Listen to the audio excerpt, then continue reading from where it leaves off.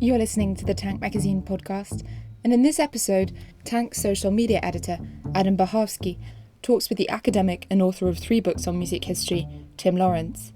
Since 1999, Lawrence has taught at the University of East London, where he is a founding member of the Centre for Cultural Studies Research.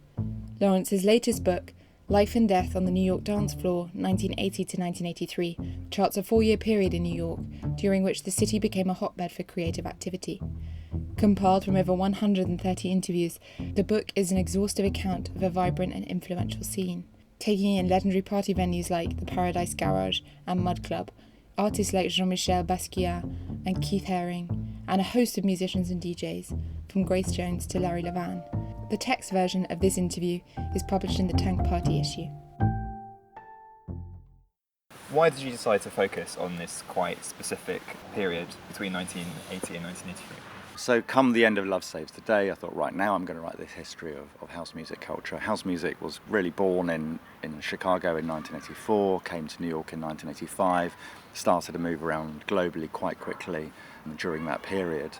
When I started to look at what I assumed would be the prequel period of the early 1980s, this period that often had been described as a sort of desert in the history of dance music, that there had been this big withdrawal post-disco. So I'd expected to be able to deal with the early 80s relatively briefly. But in fact, when I started to explore this period, it just became, it became clear to me that there was a musical and DJing and broader cultural renaissance that took place not so much in the United States, but really quite specifically in New York City. There's this incredible explosion, which partly comes about because of this new lease of energy in the dance music scene, but also because there's this peak of this kind of great artistic movement that had been gathering in downtown New York during the 1960s, but accelerating in the 1970s. And what happens in really the early 1980 is these cultures kind of, I was going to say collide, but actually they start to come into contact with each other into this very mutually enabling kind of interaction.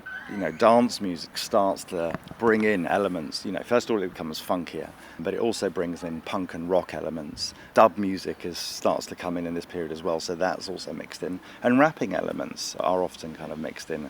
So there's all this mix, and it quickly became reasonably apparent that one of the reasons that this period had been sort of overlooked was that no one had a name for these sounds that started to come through. It wasn't disco music, it wasn't punk music, it wasn't funk music, it wasn't straightforwardly dub music or reggae music. All these sounds are kind of swirling around and mutating and blending into one another. That lack of categorization, that lack of labels applied to the music. Sure. How much freedom did that give the kind of scene to explore different sounds?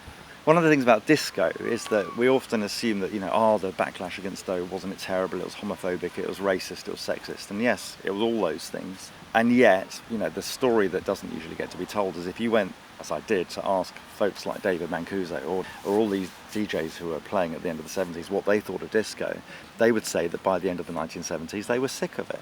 It had become boring. And David Mancuso said no one wants to dance to a formula. People want to dance to music that makes them feel more alive or expresses the complexity of all of our identities, but especially if you live in a cosmopolitan, multiracial, polysexual, cross-class city like New York City. People's lives are complex. The range of experiences is complex, and so music started to embody this. No one wanted to give it a name because names had just kind of delineated something rather than express freedom. And this is what I wanted to touch on next, actually. To what extent was the scene able to thrive because of the specific socio and economic conditions of New York in that period? Yeah, I think that's definitely true. I mean, we can look at that period goes back, but at least to the beginning of the 1970s. I mean, what started to happen is it started to express the full energies of the countercultural movement. Before this turning point of the late 60s going into the early 1970s, it had been restricted. So even if we want to talk about discotheque culture of the 1960s, for example, we can say very straightforwardly that men who wanted to enter into a venue with another man as someone within a gay couple, for example, weren't allowed to, nor were they allowed to dance on the dance floor together. So this hugely significant element of queer culture that became so formative to dance music culture was excluded from it until the 1970s. So even if New York City, I'm trying to say, was a relatively cheap place to live in the 1960s as well, and compared to the kind of global cities of today there were still too many social restrictions around sexuality, but also around race, and to a certain extent around class, that stopped these different communities finding a place to come together. And there was a backlash against the 60s counterculture, against civil rights, against gay liberation, against the Vietnam War, but the state clampdown on these movements resulted in some of this energy, or a lot of this energy, just finding a new home on the dance floor, a new place of expression and transcendence. I wanted to ask about another argument that you make in the book, and that's this idea that actually this wasn't this period that's defined necessarily by individual genius. It's a period defined by collective genius. We have a tendency to see history as shaped by individuals, and I wondered if some ways you see this book or this history as a kind of corrective to that notion. Yeah, as you say, there's a tendency within Western criticism since the Enlightenment, without wanting to be too sweeping or pretentious about this, to see creativity as residing within the brilliant individual, and often an isolated individual.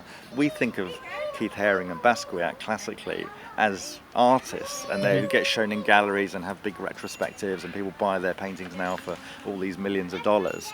But really they were rooted in these scenes, taking inspiration from all their peers, all the music that was going on in these spaces and around them. So that's the argument of the book, is that these kind of scenes are incredibly productive and creative, and that we need to therefore try and think of ourselves as more collective than individual. I think at the time that's partly what was going on, and I'm not ruling out the individuals.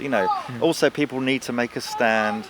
There is hustling and competition in these scenes. I'm not trying to be naive that there's not. People can fall out with each other, they can argue. But since, this period of Thatcher and Reagan coming to power, and this, what we could call the kind of neoliberal discourse coming to be dominant in the Western world for a period, now somewhat under challenge in sometimes quite strange ways, of course. What with Brexit and Trump being part of that challenge. But this kind of culture of neoliberalism and the celebration of the individual, which Thatcher and Reagan were partly responsible for, has led us to kind of, again, think of this culture in individualized terms. So part of the argument is to say, well, before neoliberalism really took root, actually we can see that people tended to think of themselves, in particular in the 70s and early 80s, as part of collectives, really, of communities. Is there an argument to be made that ultimately the scene was perhaps a bit apolitical? Yeah, it's a really interesting question and a difficult one. So sometimes the scene is criticised for being apolitical.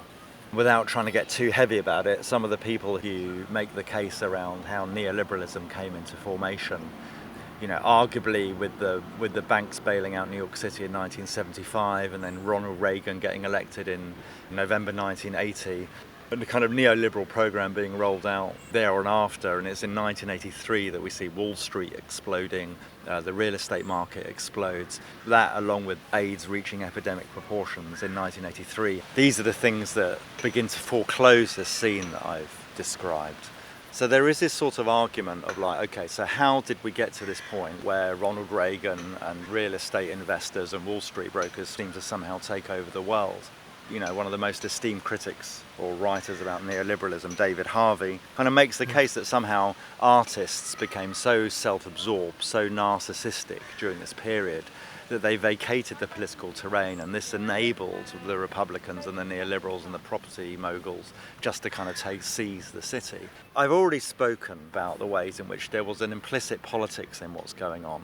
The fact that all these communities, that racial barriers around sexuality get to be broken down. This is social progress. These are people's lives changing, and that's what politics is about.